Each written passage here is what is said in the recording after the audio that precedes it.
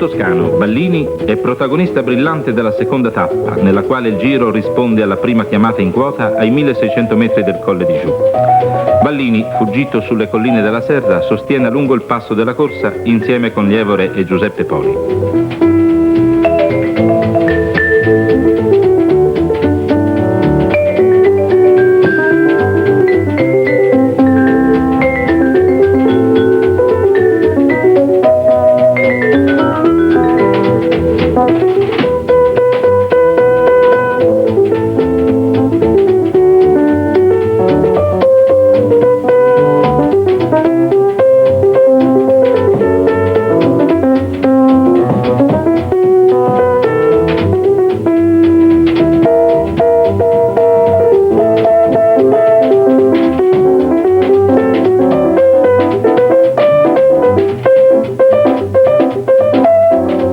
Nuovamente solo nella fase conclusiva della tappa, viene raggiunto e staccato a 6 km dalla vetta del Colle di Giù, dove vedremo passare nell'ordine Jimenez, De Lille, Motta, Merckx, Gimondi e Ziglioli.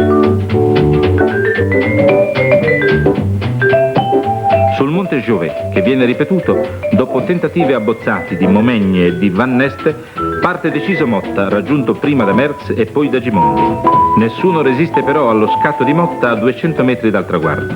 Alle spalle di Motta finisce Merckx, che resta maglia rosa, quindi Maurer, Van Neste, Doncelli, De Lille e Gimondi.